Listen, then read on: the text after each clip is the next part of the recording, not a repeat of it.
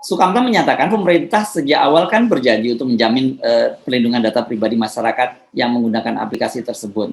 Nah, kemudian apabila terbukti ada pelanggaran HAM seperti yang dituduhkan oleh Kementerian Luar Negeri Amerika Serikat, pemerintah harus legowo dan menindaklanjuti temuan tersebut, diperbaiki dengan memperkuat aplikasi itu agar tidak terjadi kebocoran data lagi. Sukamta benar, ini publik pasti belum lupa pada bulan Agustus tahun 2021 lalu, ya hanya beberapa bulan, setengah tahun lalu lah ya, setengah tahun lebih lah, itu lebih dari 1 juta data e-hack atau kartu kewaspadaan kesehatan tadi itu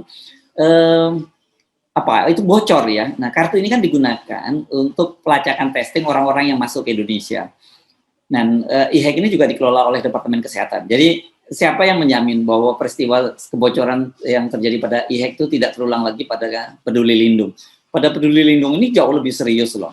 Sebab kalau Anda atau saya gitu ya, dengan mengaktifkan aplikasi Peduli Lindungi itu aktivitas penggunanya itu bisa dipantau. Jadi kemana aja Anda itu bepergian itu naik transportasi apa saja itu dan masuk kemana saja semua terpantau. Jadi kayak sebenarnya GPS yang dipantau pada tubuh kita gitu. Jadi mereka yang memantau di kontrolnya itu bisa tahu apa yang Anda lakukan.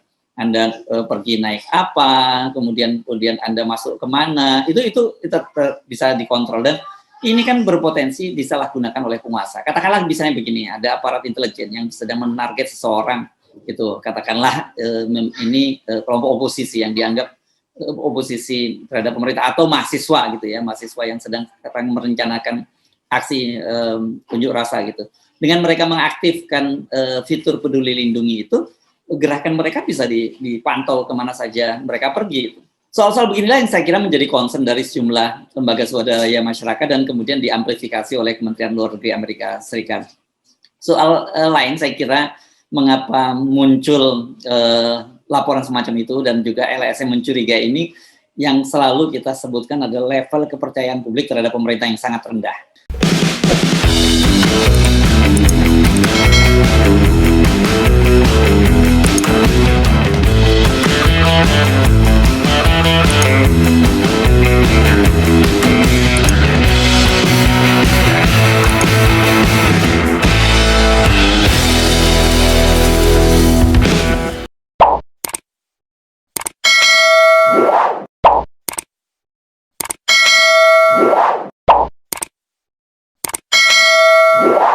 Assalamualaikum warahmatullahi wabarakatuh. Apa kabar? Kembali berjumpa dengan saya Herz bin Arif dari Forum News Network. Sebagian besar dari Anda saya yakin sudah mendownload dan memanfaatkan aplikasi Peduli Lindungi, terutama yang tinggal di kota-kota besar. Ada yang dengan kesadaran sendiri, tapi saya yakin banyak yang terpaksa mendownloadnya. Bagaimana tidak? Tanpa punya aplikasi Peduli Lindungi itu, Anda dipastikan tidak bisa leluasa bergerak ya. Mau belanja ke mall, masuk hotel, masuk ke gedung-gedung perkantoran, itu baik perkantoran itu pemerintah maupun swasta, tempat-tempat umum, bandara, naik transportasi umum mulai dari kereta api, KRL ya untuk mereka yang tinggal di kawasan Jabodetabek, MRT, apalagi pesawat. Dipastikan Anda tidak akan diperkenankan masuk kalau Anda tidak punya aplikasi Peduli Lindungi. Sejak pemberlakuan wajib vaksin, fitur Peduli Lindungi ini adalah aplikasi yang wajib Anda miliki bila Anda ingin leluasa bepergian. Apalagi menjelang mudik seperti saat ini. Memiliki aplikasi Peduli Lindungi sudah menjadi kewajiban. Dengan aplikasi Peduli Lindungi itulah diketahui status seseorang, apakah sudah vaksin lengkap atau belum, atau apakah seseorang itu sedang terjangkit virus corona atau dalam kondisi sehat, bebas dari virus. Dan khusus untuk Anda yang mau terbang misalnya menggunakan pesawat, Anda harus bisa menunjukkan bahwa Anda sudah melakukan tes PCR atau swab antigen gitu, dan itu ada di dalam aplikasi Peduli Lindungi tadi. Berdasarkan survei yang dilakukan oleh BPS, Badan Pusat Statistik, pada tanggal ini surveinya dilakukan pada tanggal 16 sampai 25 Maret 2022. Jadi ini baru saja ya, ini paling aktual ini saya kira. Dari total 254.817 responden, wah ini respondennya besar sekali ya, itu 78,7 responden sudah memiliki aplikasi tersebut. Nah, 19,4% belum memiliki dan hanya 1,9% tidak tahu soal itu. Artinya mayoritas rakyat Indonesia sudah memiliki aplikasi itu seiring tingginya kepemilikan smartphone dan penetrasi internet yang sudah masuk ke kota-kota kecil di seluruh Indonesia. Masalahnya penggunaan aplikasi buatan pemerintah itu, ini kan dibuat oleh Departemen Kesehatan bekerja sama dengan Kominfo ya. Saat ini tengah disorot oleh pemerintah Amerika Serikat. Kementerian Luar Negeri Amerika Serikat mengkhawatirkan pemanfaatan aplikasi Peduli Lindungi ini melanggar hak asasi manusia. Tudingan itu termuat dalam laporan praktik hak asasi manusia di berbagai negara, termasuk Indonesia yang dirilis oleh Departemen Luar Negeri Amerika Serikat. Jadi tapi sebenarnya bukan hanya soal aplikasi Peduli Lindungi, tapi banyak soal yang disoroti oleh pemerintah Amerika dalam hal ini Kementerian Luar Negeri. Yang sangat yang heboh kemarin kan soal penembakan di kilometer 50 terhadap 6 orang Laskar FPI, kemudian juga di kasus di Papua dan banyak kasus-kasus asasi lainnya yang disoroti oleh Amerika Serikat. Laporan itu menyebutkan organisasi masyarakat sipil mengkhawatirkan tentang privasi data penduduk. Jadi LSM menyatakan keprihatinan tentang informasi apa yang dikumpulkan oleh aplikasi dan bagaimana data itu disimpan dan digunakan oleh pemerintah, kata laporan itu. Tudingan ini membuat banyak kalangan di Indonesia itu langsung nyap-nyapan. Departemen Luar Negeri, Departemen Kesehatan, anggota DPR pendukung pemerintah, dan juga Menko Polhukam Mahfud MD. Menurut Mahfud MD, penggunaan aplikasi Peduli Lindungi itu justru untuk melindungi kesehatan masyarakat. Mahfud bahkan mengklaim bahwa dalam penanganan COVID Indonesia itu lebih baik dibandingkan dengan Amerika Serikat. Mengenai sorotan yang dilontarkan oleh Kementerian Luar Negeri Amerika Serikat bahwa Indonesia mendapat laporan dugaan pelanggaran HAM dalam menangani COVID melalui program Peduli Lindungi, nah itu tidak apa-apa, itu laporan kan biasa saja. Ada LSM yang tidak jelas LSM-nya apa, itu tiba-tiba membuat laporan itu tidak masalah, itu bagian dari informasi, tetapi ada dua hal. Pertama, pemerintah Indonesia membuat aplikasi Peduli Lindungi itu adalah justru untuk menangani COVID dengan sebaik-baiknya. Mungkin lalu dianggap melanggar HAM karena misalnya orang yang terpantau COVID melalui Peduli Lindungi lalu diketahui bahwa dia lalu dilarang menuju suatu tempat, dilarang berdekatan dengan orang lain dan sebagainya, lalu dianggap pelanggaran HAM. Tapi harus diketahui bahwa Indonesia itu termasuk atau menjadi negara yang terbaik di Asia ya di dalam penanganan COVID. Itu satu. Kalau di belahan dunia, Indonesia itu termasuk bagus, jauh lebih bagus dari Amerika di dalam menangani COVID ini.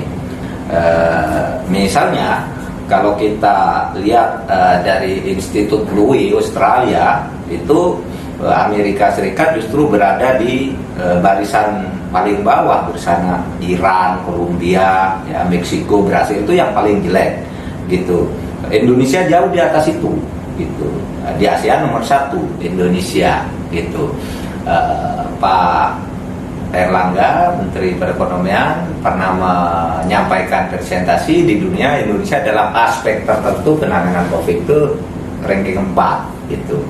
Jadi udah bagus lah Peduli Lindungi itu, bahwa ada yang merasa terganggu karena kalau mau masuk mall harus di di scan, kemudian diketahui lalu dibatasi gerakannya, ya itu satu konsekuensi. Itu pertama. Yang kedua, soal pelanggaran HAM itu kan catatan Amerika berdasar laporan-laporan yang tidak disebut sumbernya. Saya punya catatan lain yang serupa, misalnya yang resmi dilaporkan oleh Special Procedures Mandate Holders gitu ya, satu kelompok ahli di bawah Dewan Keamanan PBB, Dewan HAM PBB. Itu justru dalam kurun waktu 2018 sampai 2081 Indonesia juga mendapat laporan begitu yang tidak jelas itu, dilaporkan oleh 19 LSM katanya melanggar HAM. Tetapi di kurun waktu yang sama Amerika justru dilaporkan oleh 76 kasus gitu. Jadi soal itu kita saling lihat aja lah. Yang penting semuanya bekerja menurut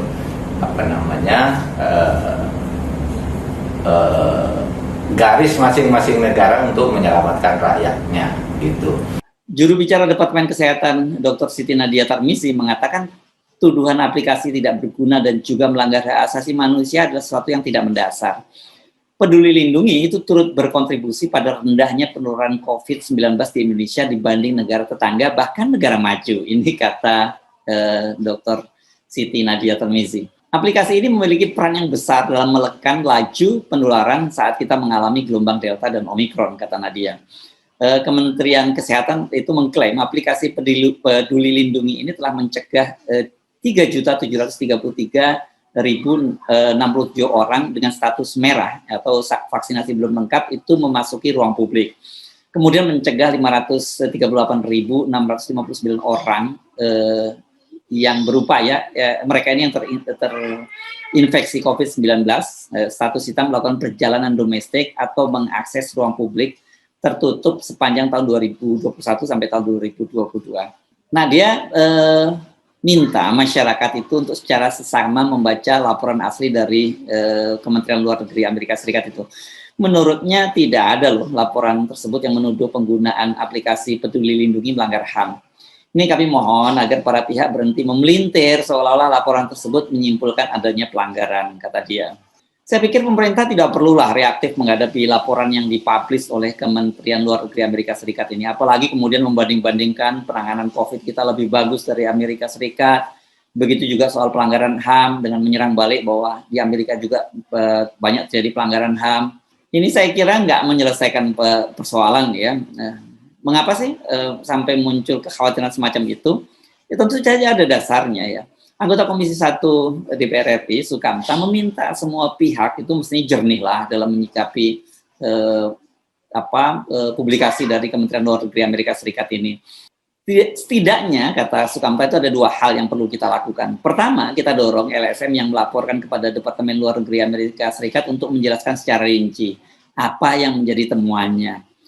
Jadi menurut Sukamta ini perlu diperjelas di bagian mana aplikasi Peduli Lindungi ini dianggap melanggar HAM. Kan tadi jelas bahwa lembaga swadaya masyarakat hanya menyebutkan bahwa aplikasi Peduli Lindungi itu mengumpulkan informasi dan mempertanyakan bagaimana data tersebut disimpan dan digunakan oleh pemerintah. Kedua, terlepas dari benar tidaknya laporan tadi, menurut Sukamta, pemerintah memang harus menjamin bahwa data-data tersebut tidak akan pernah bocor. Ini kan pernah terjadi ya, bahwa data kesehatan itu bocor. Namanya data e-hack. E-hack ini alias kartu kewaspadaan kesehatan yang bocor. Apa sih e-hack ini? Electronic Health Alert Card. Jadi memang alias kartu kewaspadaan kesehatan tadi. Sukamta menyatakan pemerintah sejak awal kan berjanji untuk menjamin perlindungan data pribadi masyarakat yang menggunakan aplikasi tersebut. Nah, kemudian apabila terbukti ada pelanggaran HAM seperti yang dituduhkan oleh Kementerian Luar Negeri Amerika Serikat, pemerintah harus legowo dan menindaklanjuti temuan tersebut, diperbaiki dengan memperkuat aplikasi itu agar tidak terjadi kebocoran data lagi. Sukamta benar, ini publik pasti belum lupa pada bulan Agustus tahun 2021 lalu, ya hanya beberapa bulan, setengah tahun lalu lah ya, setengah tahun lebih lah, itu lebih dari 1 juta data e-hack atau kartu kewaspadaan kesehatan tadi itu itu bocor ya. Nah, kartu ini kan digunakan untuk pelacakan testing orang-orang yang masuk ke Indonesia. Dan e-hack ini juga dikelola oleh Departemen Kesehatan. Jadi siapa yang menjamin bahwa peristiwa kebocoran yang terjadi pada e-hack itu tidak terulang lagi pada Peduli Lindung? Pada Peduli Lindung ini jauh lebih serius loh. Sebab kalau Anda atau saya gitu ya, dengan mengaktifkan aplikasi Peduli Lindungi itu aktivitas penggunanya itu bisa dipantau. Jadi kemana aja Anda itu bepergian itu naik transportasi apa saja itu dan masuk kemana saja semua terpantau. Jadi kayak sebenarnya GPS yang dipantau pada tubuh kita gitu. Jadi mereka yang memantau di kontrolnya itu bisa tahu apa yang Anda lakukan. Anda pergi naik apa, kemudian Anda masuk kemana, itu bisa dikontrol. Dan ini kan berpotensi disalahgunakan oleh penguasa. Katakanlah misalnya begini, ada aparat intelijen yang sedang menarget seseorang Itu katakanlah ini kelompok oposisi yang dianggap oposisi terhadap pemerintah atau mahasiswa gitu ya, mahasiswa yang sedang merencanakan aksi unjuk rasa gitu. Dengan mereka mengaktifkan fitur peduli lindungi itu, gerakan mereka bisa dipantau kemana saja mereka pergi. Soal-soal beginilah yang saya kira menjadi concern dari sejumlah lembaga swadaya masyarakat dan kemudian diamplifikasi oleh Kementerian Luar Negeri Amerika Serikat. Soal lain saya kira mengapa muncul laporan semacam itu dan juga LSM mencurigai ini, yang selalu kita sebutkan adalah level kepercayaan publik terhadap pemerintah yang sangat rendah. Jadi alih-alih bersikap reaktif, menuding media, memelintir informasi, atau bahkan menyerang balik pemerintah Amerika Serikat, menurut saya jauh lebih penting kalau pemerintah mengkomunikasikan dengan cara yang lebih baik. Dan yang paling penting adalah membangun kepercayaan dari masyarakat. Saya Herzibnu Arif dari Forum News Network. Sampai jumpa lagi. Wassalamualaikum warahmatullahi wabarakatuh.